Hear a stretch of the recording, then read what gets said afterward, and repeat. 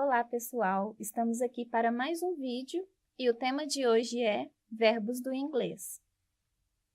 O inglês é considerado uma das línguas mais difíceis que existem, mas ao contrário do que muita gente pensa, a dificuldade não se resume no sistema de spelling, cheio de exceções, mas sim na sintaxe, na maneira em como a estrutura das expressões modifica o sentido dos verbos.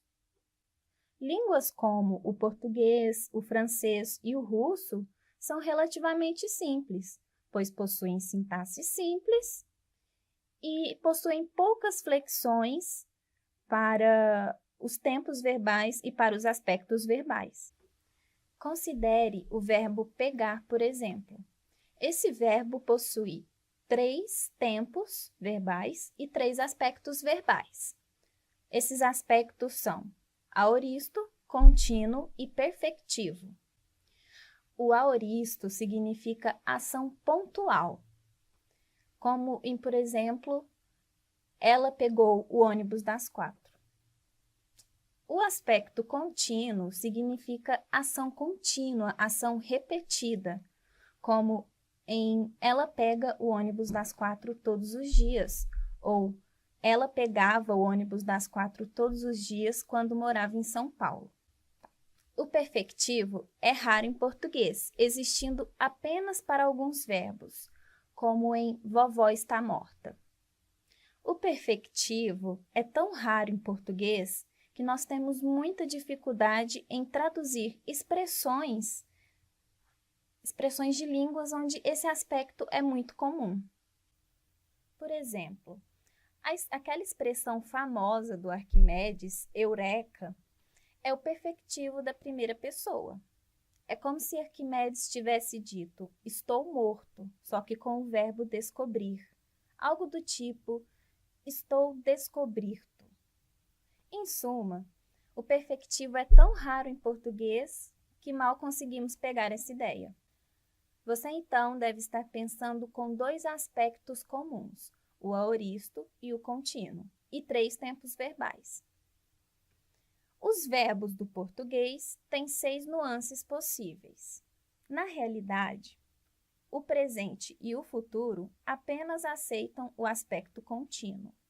Assim, no português corrente, nós temos o presente contínuo, futuro contínuo, passado contínuo, também chamado de passado imperfeito, e o passado aoristo, também chamado de passado perfeito.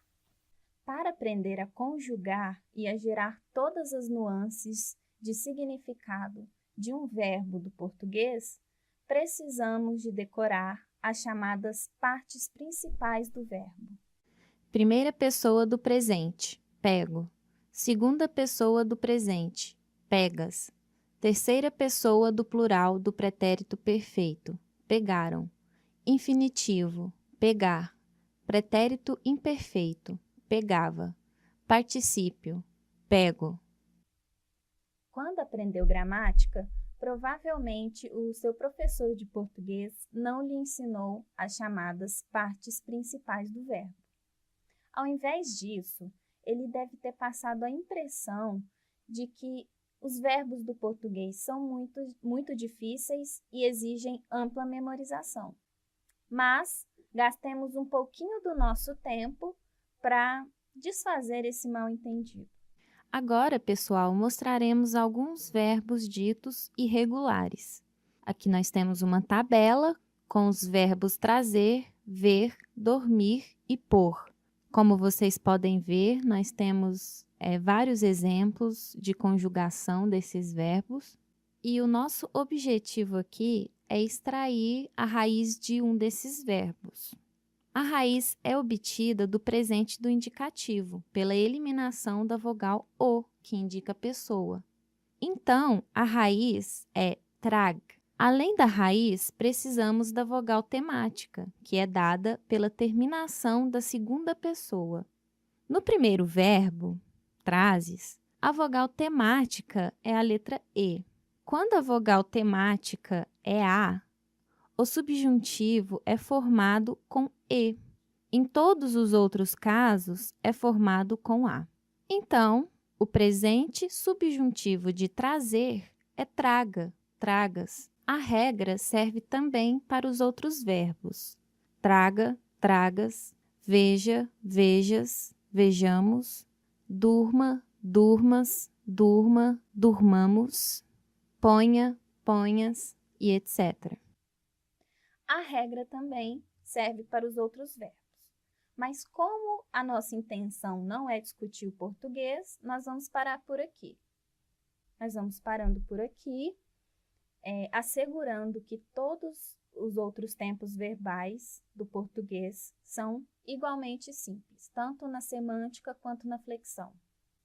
Infelizmente, o inglês não é tão simples quanto as línguas latinas e as línguas eslavas. As nuances de aspecto são representadas por partículas adverbiais, tão numerosas que podem mudar o significado dos verbos. O verbo pegar em inglês é take. As partículas adverbiais podem estar separadas ou adjacentes ao verbo take. Em alguns verbos, a separação não é possível. Então, você tem que memorizar a lista dos verbos inseparáveis. She takes after her mother. John is such a funny person. He takes after his grandfather, who was a comedian. O verbo take significa pegar, mas muda de sentido com a partícula after. The technician is taking apart the TV in order to fix it. The jeans I bought were too small, so I took them back and exchanged them to a larger size. I am sorry I said you were stupid. I take it back. After the circus was over, the workers took down the big tents.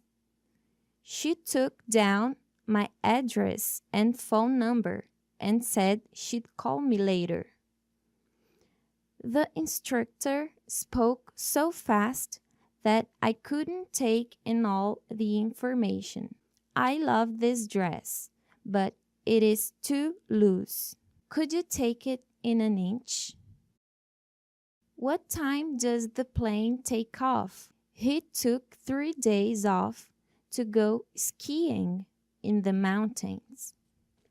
The hospital has taken on 3 Brazilian residents.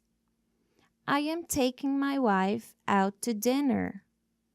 Hey, I know you had a terrible day at work, but don't take it out on me. Let me take you through this process. If my hospital extend an interview to you, you're welcome to stay at my house. Really? I might take you up on that. If you don't like the way the staff treated you, take it up with the manager.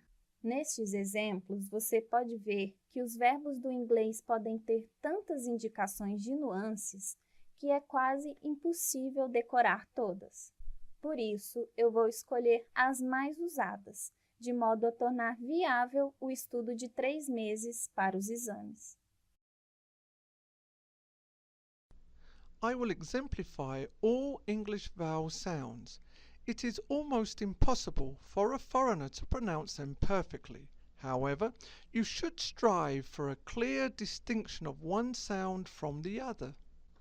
The O sound, O, low, load, loaf. The U sound, could, good, put, took. The Oo sound, ooze, do, food, boot. Both together. Could, ooze, good, do, put, food, took, boot. The A sound, us, buzz, but. The U sound, ago, salad, fantasy. The O sound, doctor, father, mother, daughter, rather, further. O, low, load, loaf. Could, good, put, took. Use, do, food, boot. Both together. Could, use. Good, do. Put, food. Took, boot. Us, bus, but. Ago, salad, fantasy. Doctor, father, mother, daughter, rather, further.